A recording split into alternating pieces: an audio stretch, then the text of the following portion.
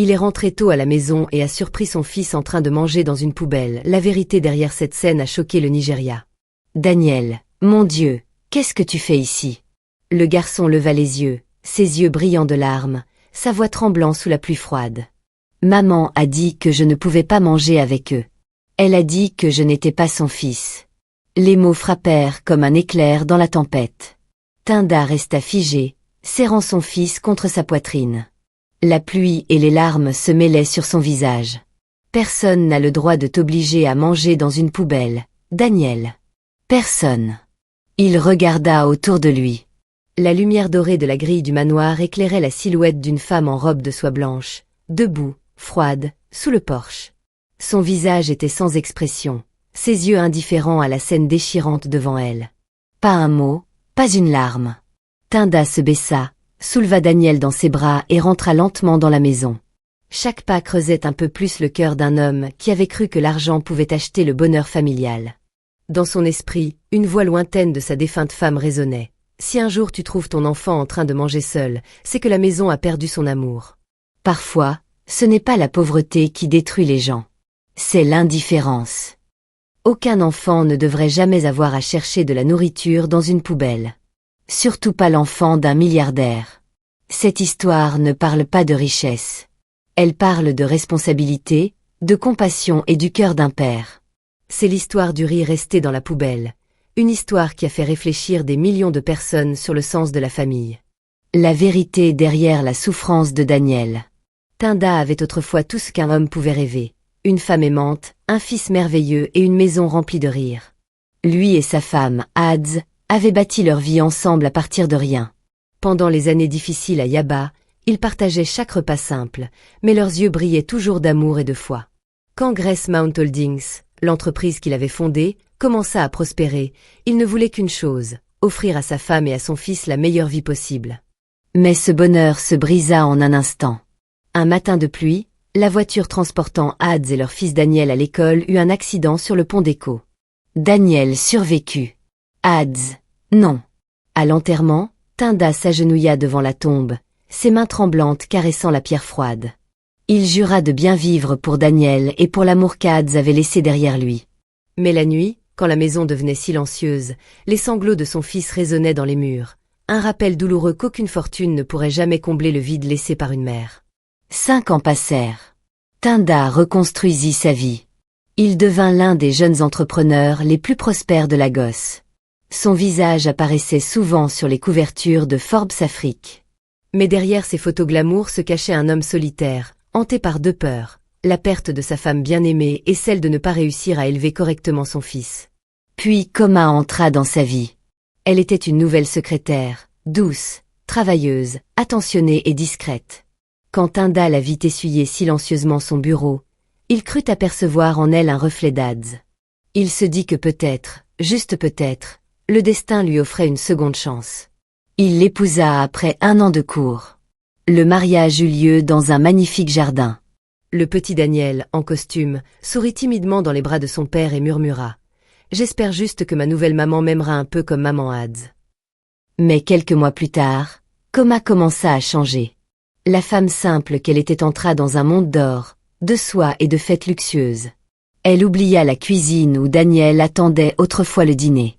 Elle oublia les soirées calmes où le garçon restait éveillé à lire, attendant qu'elle lui dise bonne nuit. Dans ses yeux, Daniel n'était plus un enfant orphelin. Il était l'ombre d'une autre femme. Un soir, alors que la domestique mettait la table, Daniel tira timidement une chaise à côté de Koma. Elle posa son verre de vin, sa voix froide comme l'acier. « Qui t'a dit de t'asseoir ici? Tu manges plus tard. Cette table est pour la famille. » Le garçon se figea, les lèvres tremblantes. La domestique ouvrit la bouche pour parler, mais le regard tranchant de Koma la fit taire. Daniel repoussa silencieusement sa chaise et emporta son assiette froide dans sa chambre. À partir de ce jour, il ne s'assit plus jamais à la table familiale. Pendant ce temps, Tinda croyait toujours que son foyer était paisible. Il était occupé à conclure des affaires internationales, voyageant entre Lagos, Londres et Dubaï. Chaque fois qu'il appelait la maison, il demandait brièvement « Daniel se comporte-t-il bien ?» Et Koma répondait toujours doucement « Oui, c'est un ange. Ne t'inquiète pas, chérie. Mais dans ce grand manoir, Daniel grandissait dans le silence et la peur. Il apprit à ne pas pleurer. Il apprit à manger vite. Il apprit à obéir pour éviter les réprimandes. Chaque fois qu'il faisait une erreur, Coma l'obligeait à s'agenouiller dehors sous la pluie froide. La domestique essayait parfois de lui apporter une couverture, mais Daniel secouait la tête. « Si maman la prend, elle te frappera. » Cette nuit-là, recroquevillé dans la remise, le garçon serrait une photo de sa mère défunte et murmura. « Maman, dis à papa que je suis toujours sage. Je ne veux plus que ma nouvelle maman me déteste. » Dehors, les lumières du manoir scintillaient et les rires résonnaient dans les couloirs. Mais au milieu de tout ce luxe, un enfant mangeait du riz froid dans le noir, et un père ignorait qu'il perdait peu à peu l'âme de son fils. La découverte déchirante. Cette nuit-là, alors que tout le monde dormait, Daniel serra son estomac vide et sortit. La foudre éclairait le jardin trempé. Il ouvrit la porte latérale et se dirigea vers les poubelles du manoir. L'odeur était insupportable. L'eau de pluie se mêlait aux déchets en décomposition. Mais il n'avait pas le choix. Il s'agenouilla, tremblant, fouillant dans les sacs en plastique à la recherche de quoi que ce soit de mangeable. Une boîte de nourriture froissée, quelques grains de riz froid, un morceau de viande. Il s'assit sous la pluie, frissonnant, et commença à manger. Des phares perçants traversèrent l'obscurité. Une Rolls-Royce s'arrêta brusquement. Le moteur s'éteignit. La portière s'ouvrit violemment. Un homme sortit en courant dans la tempête. Daniel. Le cri déchira la nuit. Tinda se précipita, attrapa son fils et s'effondra à genoux dans les flaques. Il regarda son garçon, la boîte de nourriture sale, les yeux terrorisés. « Mon Dieu, Daniel, qu'est-ce que tu fais ici ?» Daniel sanglotait, les mots s'étranglant dans sa gorge. « Maman a dit que je ne pouvais pas manger avec elle. Elle a dit que je n'étais pas son fils. » Les mots frappèrent comme la foudre. Tinda resta pétrifié, le cœur brisé. Il serra son fils contre lui, les larmes se mêlant à la pluie. Personne n'a le droit de t'obliger à manger dans une poubelle, Daniel. Personne. Au loin, les lumières du manoir s'allumèrent. Dans l'embrasure de la porte se tenait Coma, le visage aussi froid que la pierre. Pas de larmes, pas d'explication. Tinda souleva Daniel dans ses bras et entra droit dans la maison. En lui, quelque chose se brisa, sa confiance, sa paix, et l'image de la femme en qui il avait cru pour guérir sa famille. La vérité révélée. Cette nuit-là, la pluie tombait toujours drue dehors. Le manoir Gracemount, autrefois rempli des rires des domestiques et du parfum des fleurs, ne résonnait plus que des pas mouillés de Tinda. Il portait Daniel dans ses bras. Le garçon s'était endormi de faim et de froid. Ses cheveux mouillés collaient à son visage pâle, ses lèvres tremblantes et bleues. Tinda le coucha doucement sur le lit, lui retira sa chemise trempée et essuya chaque goutte de pluie sur ses joues. Il regarda son fils, les yeux à moitié clos, les joues creuses, les mains meurtries. Il vit le reflet de lui-même, enfant, ayant autrefois connu la faim pour survivre. Il borda la couverture autour de lui, embrassa son front, puis se leva et sortit. L'air dans le manoir était lourd. En bas, dans le grand hall, Coma était assise sur le canapé, un verre de vin rouge à la main, la surprise se lisant sur son visage alors que son mari descendait les escaliers. « Oh, chérie, tu ne m'as pas dit que tu rentrais. Je n'étais pas prête. » Elle força un sourire, essayant de paraître calme. Tinda s'arrêta, sa voix basse mais tranchante comme l'acier. « Sais-tu où Daniel vient de dîner ?» Coma se figea. Ses yeux se déplacèrent nerveusement. « Je ne suis pas sûre. Peut-être qu'il jouait dehors. Il pleuvait, peut-être. Active toutes les caméras de sécurité. » Tinda ordonna au majordome sans la regarder. La pièce se transforma en glace. Les domestiques échangèrent des regards craintifs et s'empressèrent d'activer le système de sécurité. 12 écrans s'allumèrent, montrant chaque recoin du manoir, des scènes que Tinda n'avait jamais vues. Sur un écran, Daniel était assis seul dans la cuisine, mangeant du riz froid avec un verre d'eau. Sur un autre, Coma le poussait par terre après qu'il eut fait tomber une assiette. Sur un troisième, le garçon était à genoux dehors sous la pluie, tremblant, tandis que Coma riait près de la cheminée, discutant au téléphone. Tinda ne dit rien, mais ses poings se serrèrent si fort que les veines de son cou gonflèrent. Sa respiration devint lourde, comme un orage sur le point d'éclater. Puis la scène finale apparut, et tout le monde dans la pièce se figea.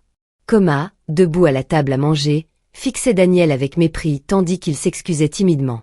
Puis, froidement, elle jeta sa nourriture directement à la poubelle. Le garçon la regarda, vide, puis se retourna et s'éloigna en silence. Tinda avança, sa voix tremblant de colère. Voici la femme aimante et gentille en qui j'avais confiance. La femme qui avait promis d'aimer mon fils comme le sien. Coma recula, balbutiant. Tinda, je voulais juste qu'il se tienne bien. Je ne voulais pas. Je ne voulais pas. Tu ne voulais pas qu'il mange dans les poubelles. Tu ne voulais pas le laisser à genoux sous la pluie, affamé jusqu'à ce qu'il s'évanouisse. Tu crois que parce que je suis absent, tu as le droit de le traiter comme un animal. Coma s'effondra, les larmes coulant sur son visage. Je suis désolé. J'avais juste peur que tu l'aimes plus que moi. Tinda la regarda, puis son visage, avec une profonde tristesse fatiguée. Ta jalousie n'a pas seulement fait mal à moi, Coma. Elle a détruit le cœur d'un enfant. J'ai perdu une femme dans un accident. Mais ce soir, je réalise que j'en ai perdu une autre à cause de la cruauté. Il écarta doucement sa main, se retourna et se dirigea vers les escaliers. Sa voix revint, froide et définitive.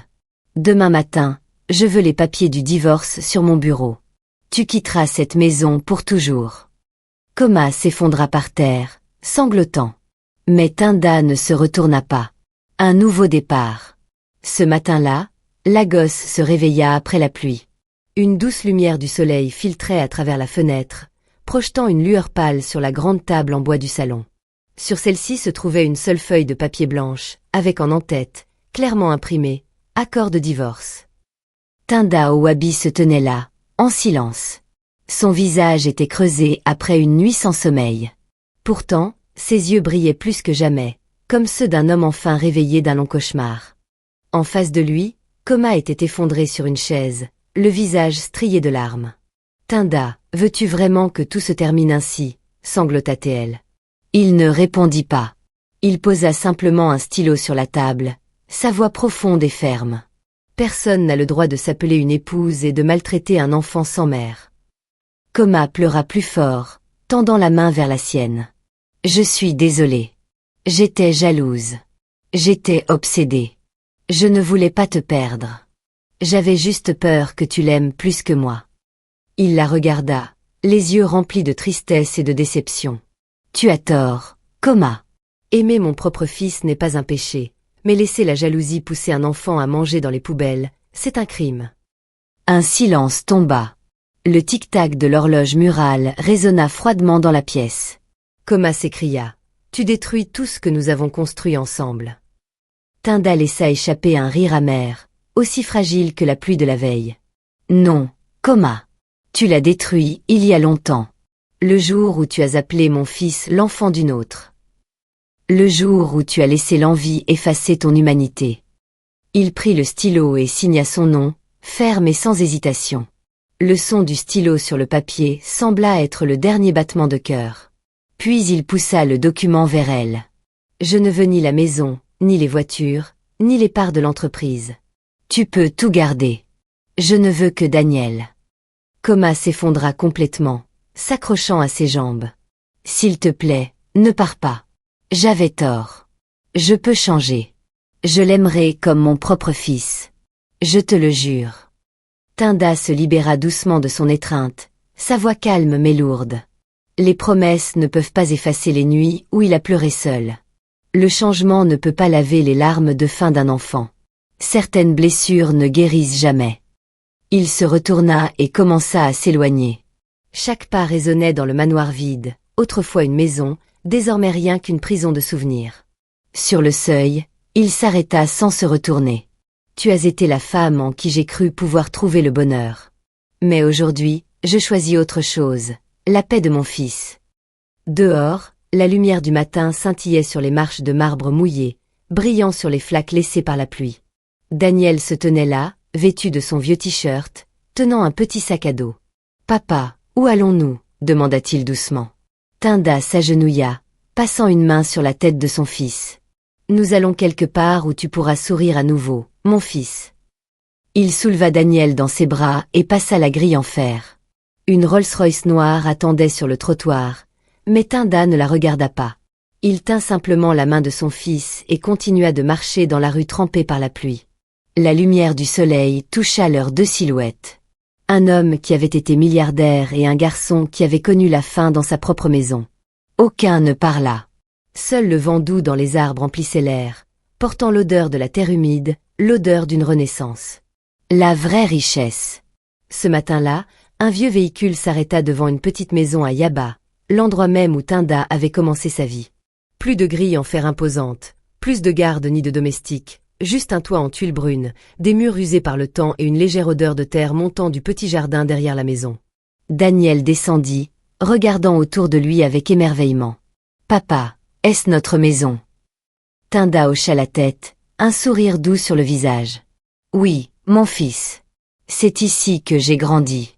Ici, personne ne te détestera. Personne ne te fera manger seul. Il n'y a que toi et moi, et la paix. » Le père et le fils recommencèrent à zéro. Ils déplacèrent les meubles, réparèrent l'ancien ventilateur au plafond et balayèrent chaque recoin de la maison. Plus de cris ni de silence glacé, seulement les rires de Daniel et la voix chaude et stable de Tinda résonnant dans le petit espace. Le matin, ils partageaient du pain et des œufs frits, un repas simple que Tinda appelait le petit déjeuner le plus heureux du monde. Daniel mangeait avec appétit, puis levait les yeux et demandait « Papa, sommes-nous pauvres maintenant ?» Tinda riait doucement. « Non, mon garçon. Nous sommes simplement riches d'une autre manière. Riches parce que nous nous avons l'un l'autre. » Le soir, quand la ville s'endormait, Tinda s'asseyait près du lit de son fils et lui racontait des histoires des jours où lui et Hadz, la mère de Daniel, avaient lutté sans jamais cesser de croire. Il parlait doucement, comme si Hadz était encore là, souriant silencieusement dans le vent. Daniel écoutait, les yeux brillants d'émerveillement. Maman était incroyable. Papa, quand je serai grand, je veux être comme toi. Tinda posa sa main sur l'épaule de son fils et sourit. Non, mon fils. Quand tu seras grand, sois comme ta mère, quelqu'un qui savait aimer. Les jours passaient paisiblement. Le matin, ils allaient ensemble au marché. L'après-midi, Daniel étudiait sous le manguier tandis que Tinda travaillait sur son vieux portable. Parfois, les voisins le reconnaissaient, l'ancien milliardaire célèbre derrière Grace Mount Holdings. Mais Tinda souriait simplement et disait « Maintenant, je ne suis qu'un père ordinaire, et c'est le titre dont je suis le plus fier. » 1 an plus tard, sa vie retrouva lentement son équilibre. Il rouvrit un petit bureau, qu'il nomma Grace Foundation, une organisation dédiée à soutenir les orphelins et les femmes maltraitées. Il y a des enfants comme Daniel et des mères comme Hadz. Ils méritent d'être aimés, pas méprisés. Malgré son emploi du temps chargé, Tinda ne laissa jamais Daniel seul. Chaque voyage d'affaires, que ce soit à Abuja, Accra ou Londres, Daniel l'accompagnait. Ils s'asseyaient côte à côte dans l'avion, regardant les nuages. « Papa, » dit doucement Daniel, « je pense que maman nous regarde d'en haut. » Tinda sourit, les yeux levés vers le ciel. « Oui, mon fils. Elle nous regarde toujours, et elle sourit. » Le message final. Ce matin-là, la gosse semblait étrangement paisible. Après une nuit de pluie, le ciel semblait lavé, et des gouttes de rosée brillaient encore sur les feuilles, scintillant sous les premiers rayons du soleil. Dans une petite maison de Yaba, Tinda Owabi était assis près de la fenêtre, remuant une tasse de thé chaud. Le chant des oiseaux emplissait la cour. L'odeur de la terre humide flottait dans l'air, une paix qu'il n'avait jamais connue en toutes ces années à courir après la gloire et la fortune. De la cuisine, Daniel sortit en courant, le visage illuminé d'excitation, tenant 2 petites assiettes en plastique. « Papa, je ne veux pas manger à table. » Tinda posa sa tasse de thé, souriant doucement. « Oh, alors où veux-tu manger ?» Daniel pointa vers la cour ensoleillée dehors, sur le porche, où la lumière dorée filtrait à travers les branches d'un manguier. « Là-bas, avec toi. Pas de table chic, juste le sol, comme dans les histoires que tu me racontes. » Tinda s'arrêta. Les mots du garçon réchauffèrent son cœur. Il alla dans la cuisine, cassa un pain chaud en 2, y ajouta quelques tranches d'œufs frits, et l'apporta dehors. Le père et le fils s'assirent par terre, un vieux tapis étalé sous eux. La lumière du matin s'infiltrait à travers les feuilles, tombant doucement sur leur visage, douce, chaude et pleine de paix. Daniel leva les yeux, sa voix calme. « Papa, est-ce que maman aimait manger comme ça, elle aussi ?» Tinda sourit, les yeux brillants de souvenirs. « Oui. Ta maman disait toujours, le bonheur n'est pas une question de l'endroit où tu t'assieds. C'est une question de savoir qui est assis à côté de toi. » Il tendit à Daniel la moitié du pain, sa voix profonde mais tendre. « À l'époque, ta maman et moi mangions comme ça chaque matin. Juste du pain et un peu d'œuf. Mais c'étaient les petits déjeuners les plus heureux de ma vie. » Daniel sourit, les yeux brillants. « Alors aujourd'hui est le petit déjeuner le plus heureux de ma vie, papa. » L'innocence de ces mots serra la gorge de Tinda. Il tendit doucement la main, caressant les cheveux de son fils, les yeux emplis d'émotion. Ils mangèrent ensemble en silence. Pas de domestique, pas de tintement de verre à vin, pas de table de dîner luxueuse, seulement le son du vent, le gazouillis des oiseaux et les rires doux portés par la lumière du soleil. Tinda regarda son fils, et une profonde gratitude emplit son cœur. Après tout, Dieu lui avait donné une seconde chance d'être un vrai père. Leçon de vie. Ne attendez pas que votre enfant mange dans une poubelle pour vous en rendre compte. La chose la plus précieuse que vous ayez n'est pas votre richesse. C'est le cœur de votre enfant. Parfois, un simple repas partagé avec votre enfant peut faire de vous la personne la plus riche du monde.